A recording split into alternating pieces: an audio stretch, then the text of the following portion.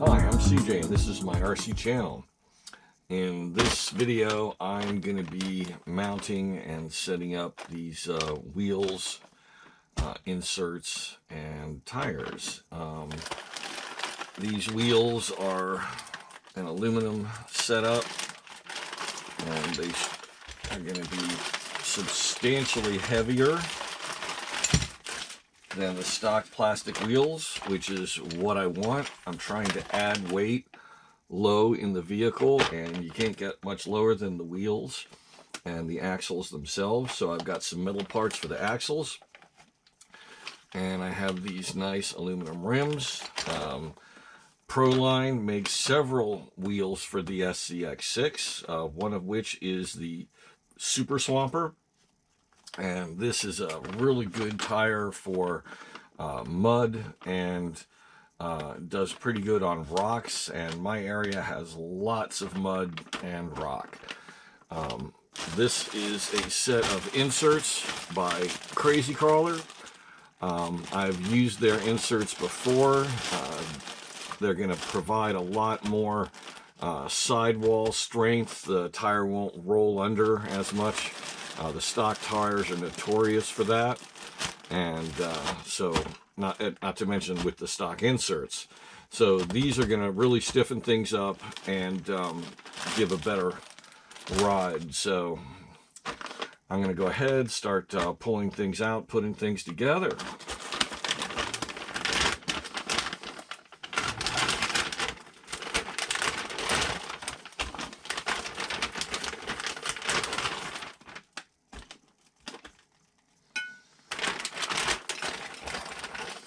And since I have a complete set with all of the components, I'm not taking anything off the truck. So I'll have the original truck wheels and tires for comparisons.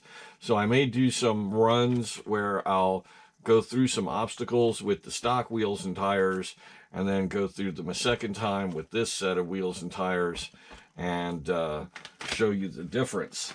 And I've also putting together a little tool for testing the side loading and the maximum angle that the vehicle can handle before tipping over. And that's something that I'll also be doing with different tires and different add-on parts as I go through this vehicle, improving it and modifying it.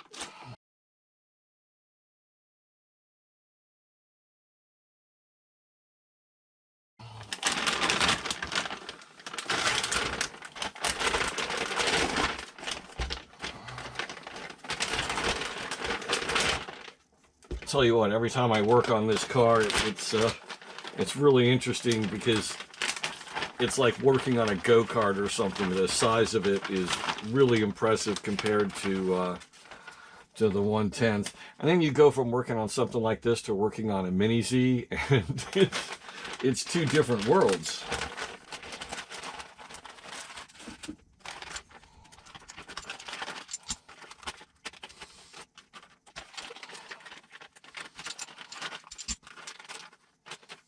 There are a bunch of manufacturers that make aluminum wheels for the SCX6. This I ordered from just an individual seller off Amazon. They're not a particular corporate name, but they're almost all the same. They're all made in China, pretty much. You may find some that are made in the US, but most of them are probably made at the same factory.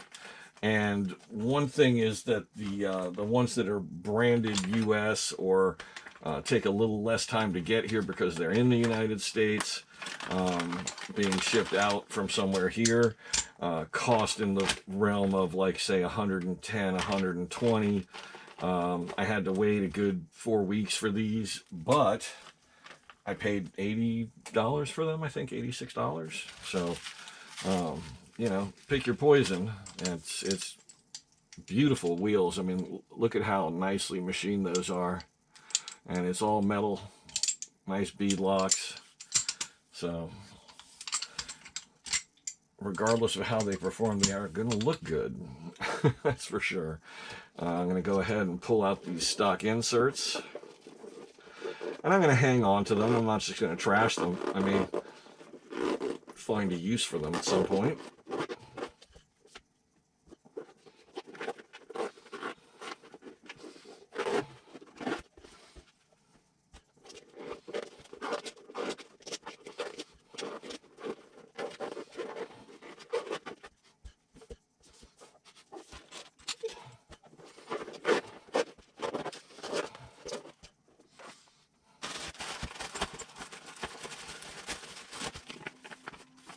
In case you're curious, these are the Extreme Plus inserts, 2x9 or 168x60.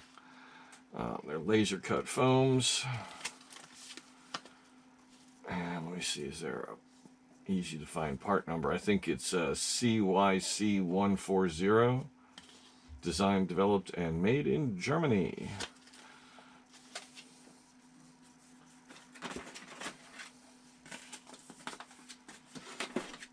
Radio control is big over in Germany, especially aircraft. I did not know they were big into crawling, but why wouldn't they be?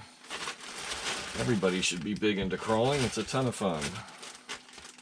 It's one of those low-speed, fun afternoon kind of things that you can just go out and do, you know. If you've got a creek or, you know, some a little riverbed nearby, or you live near a desert area, whatever, mountains, you can always find some rough terrain, go out with a bunch of friends and walk around the woods with a backpack and a crawler. Bring some water and some snacks, and go have a good time with good friends.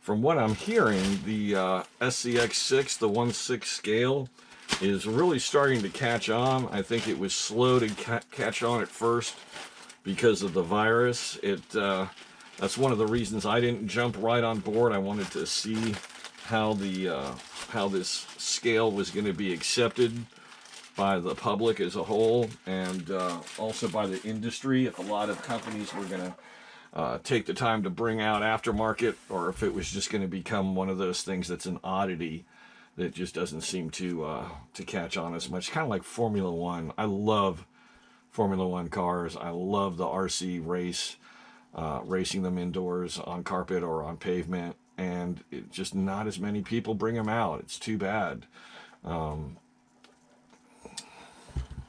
Wow, these are really stiff. It's going to be quite the adventure to get these in. I have to really count on these tires stretching.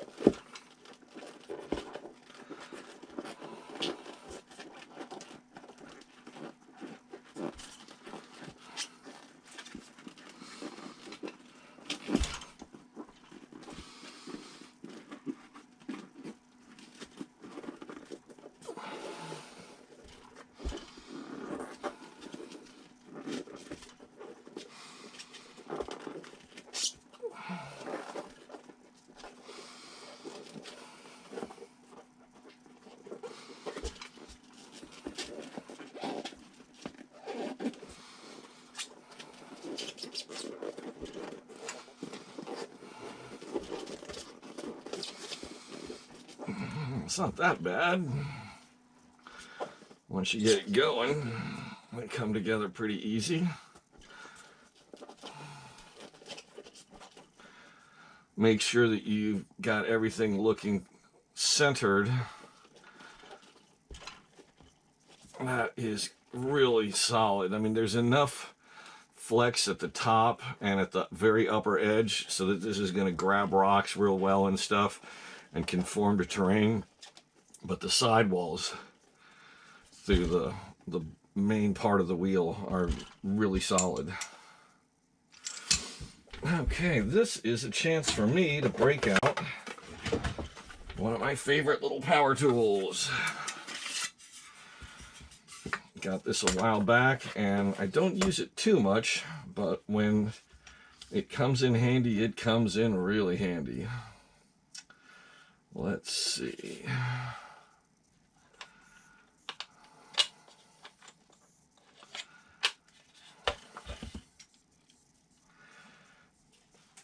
One thing it doesn't seem to have is enough sizes, in my opinion.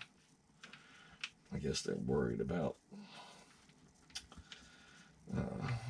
if it's too big a screw that you're going to be torquing too hard on this and mess with the motor. But I do have my other one.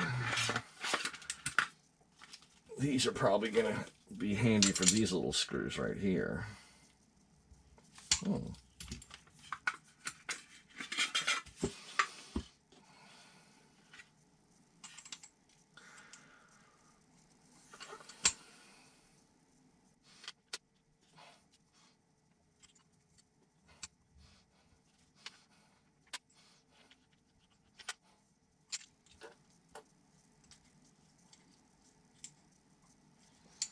Yeah, 1.5. So I'm going to be, all the little screws I'll be able to do with this.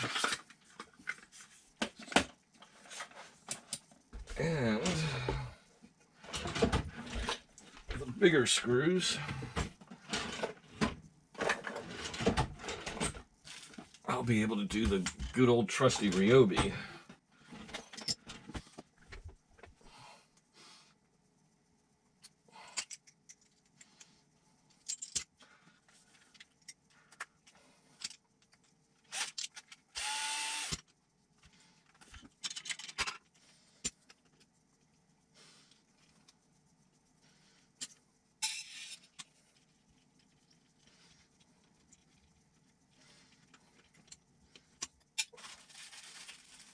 Now I'm going to open one bag per wheel as I do them.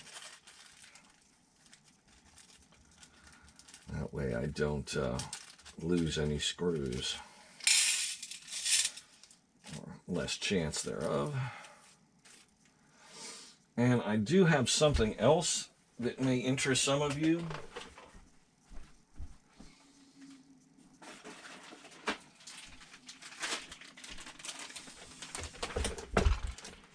It's a 3M product, another thing I scored off Amazon, and it's a type of weight, and it's flexible, but it's pretty heavy. I'm not exactly sure how they do it, but it's let's see, 3M 300 LSE. And I'll try to put a link in the description to where I got it on Amazon. Hope you guys find it. Now, what you can do with this, and I've used similar things in the past for different vehicles, for crawlers,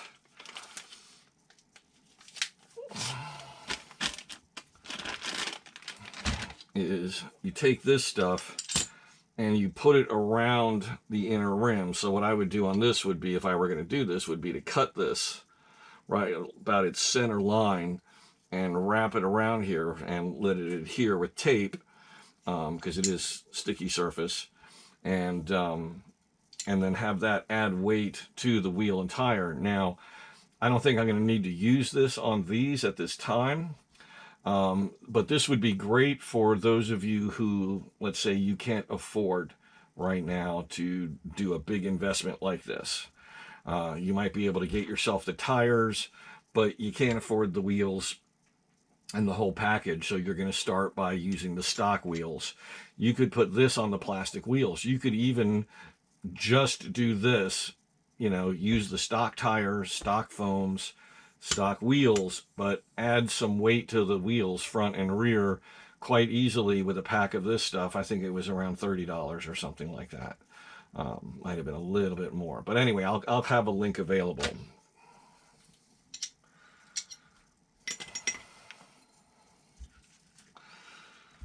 So now I need to make a little room. But now we're going to get this rim in here. And that may not be as easy as all that. And on the other hand, it may be.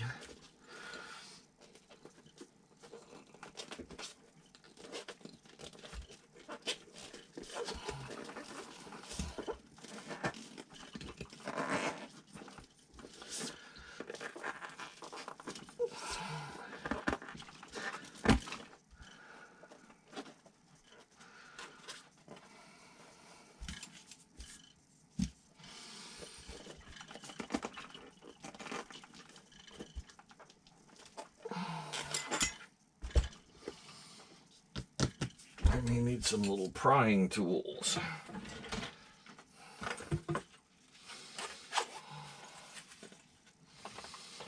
That might help. It's not sharp. Let's see what else I've got.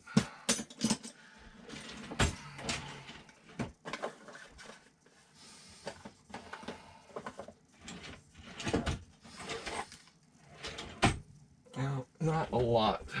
Let's go with this. See where it gets us.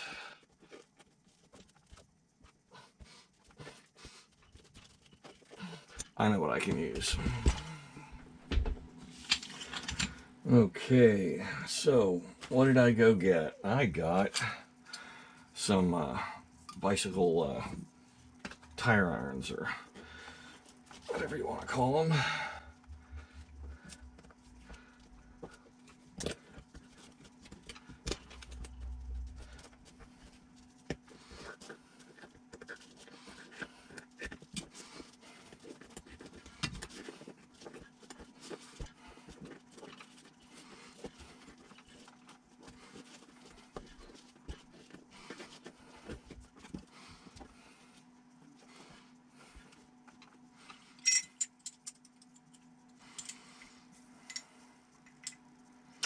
Okay, before you put these on to the car, you'll notice that this doesn't have all the screws in. You need to get those screws in, and I'll tell you why. Because you're going to need that lip to hold these together when you clamp this in. If you don't have this attached, it might just tear those two out.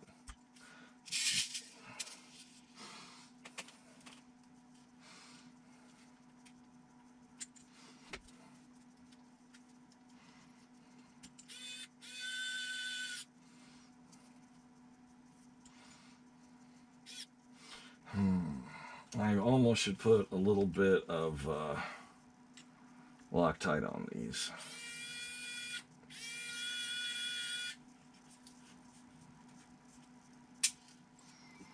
It's not like I'm ever going to take them apart again.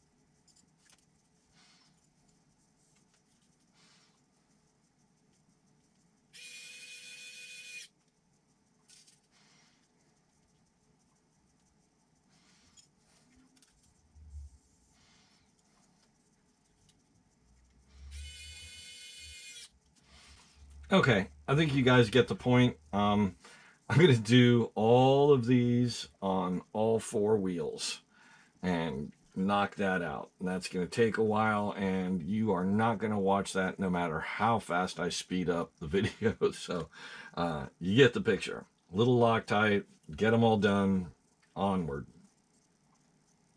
Pick up in a bit. Okay, I got all of those done. This thing just paid for itself in one gig, just like that. That's a lot of screws to have to go all done by hand and Loctite and then tighten them. But it's done, so on to the next. Getting this in is fun.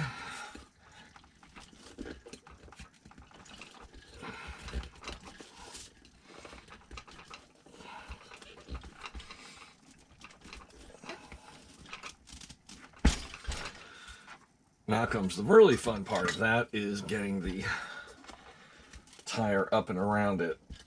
Getting it in one side is easy.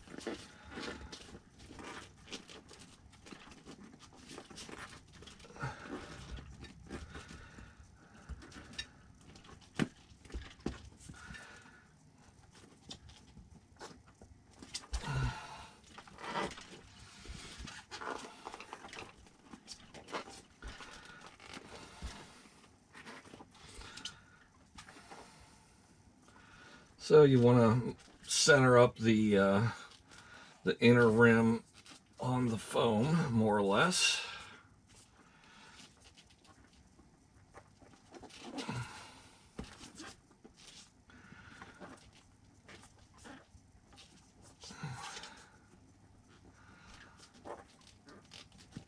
Okay.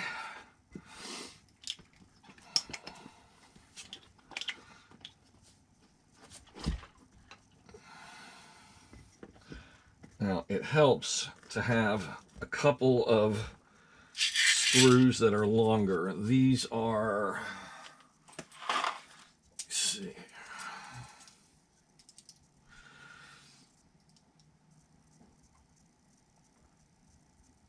here are about 24s.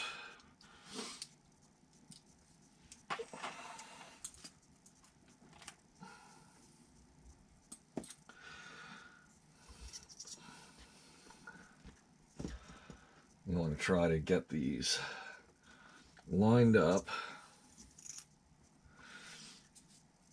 and then do one across from the other. Push down on it so the head of the screw comes up a bit, so you got some threads. Make sure you get a few threads in before you stop turning, because otherwise you could rip up pulling those threads out.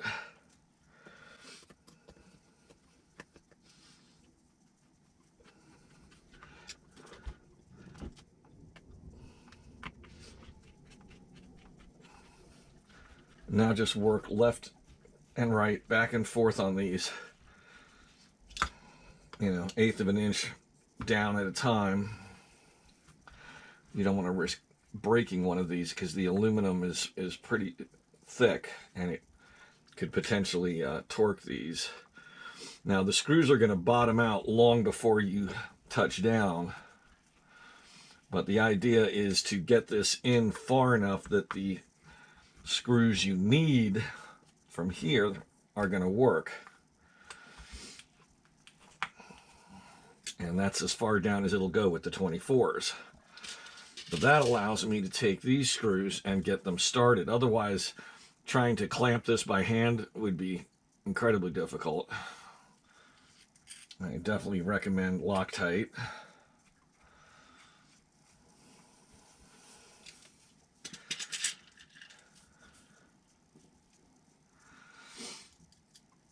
And once I get the 4 of these screws started, then I can go ahead and pull out the original 24s that I started with.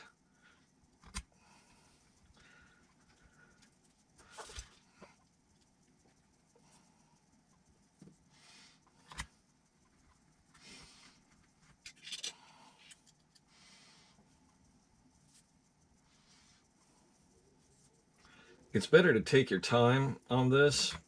I've done wheel sets like this before, and if you go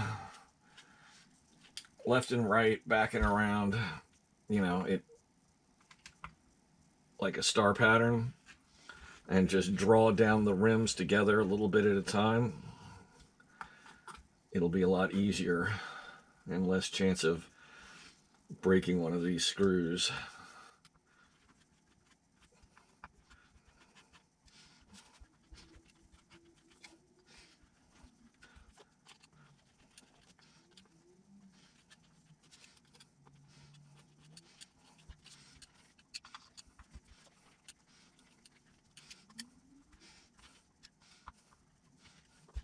And now I can take out the 2 24s that I started with and finish it off with 2 more of the stock screws.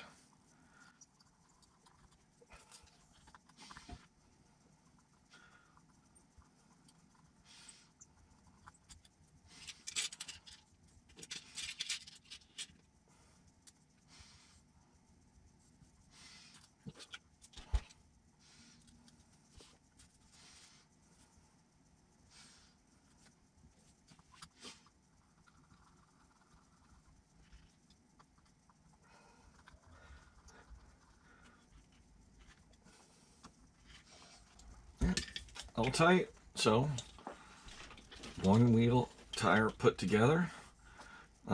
This will come off, allowing for the wheel to be bolted in place, and then these get tightened down. It's just like a little hubcap.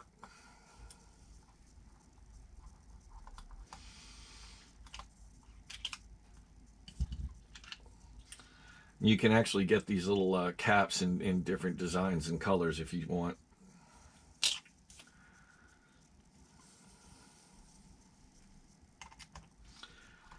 But I'm not going to worry about putting on the other screws on this until I'm actually putting them on the vehicle. So 1 wheel and tire assembled. Just for realism purposes, put your the color spot that gives you the type of rubber, the compound. Put that on the outside is your best bet. And so we are ready to go. I'm going to move on to the others. No point in having you watch this process more than once. Okay, I weighed this, and on my scale it comes out at 23 pounds stock. No changes. So what I'm trying to do is track some of the modifications and how they affect the stability of the vehicle. So I've got a little angle monitor here and a little angle gauge, and I've got it zeroed out, and so I'm going to lift the vehicle at an angle until it either slides or rolls, preferably rolls. We're up to 30 degrees, 35, 37, 39, 41, 42, 45, almost 45 degrees.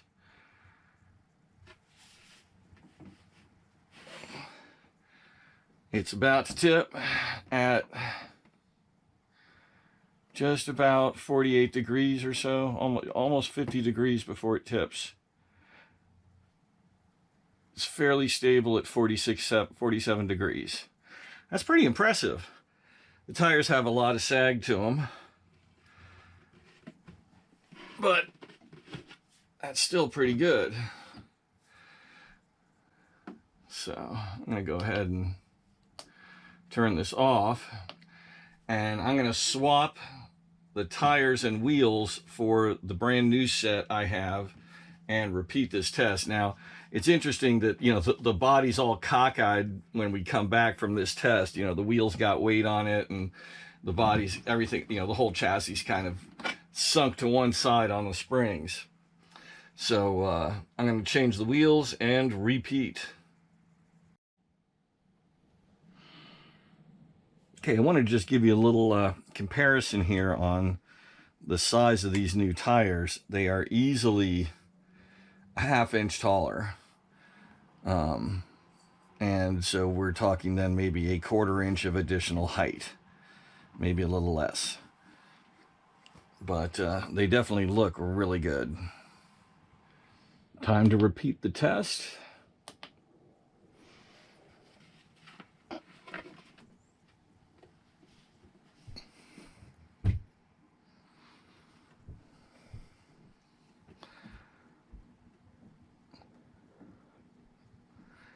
We're up to 40, 42, 46, 47, 48. Whoop. So 49 degrees, and it just hangs on. You go to 50 and it's over. But that was a very successful test. We just gained 3 degrees. Now it hangs out to 49, so adding that extra weight bought us that extra bit of angle. That's pretty impressive. Also, I'm going to repeat this test with other items. For example, the diff covers here. There's a set of brass diff covers available. Several different companies make them. Some of them are aluminum, some of them are brass. I bought a set of brass ones. I've got the steering knuckles and steering blocks all out of brass, and a few other knickknacks, and that's going to really add weight down low and make this very stable. I hope I'll be able to push above 55 degrees. That would be great. I mean, that would be really outstanding. So we'll see how that goes. One test at a time. I'll do the axles changes and test again and see where we're at. Successful first test.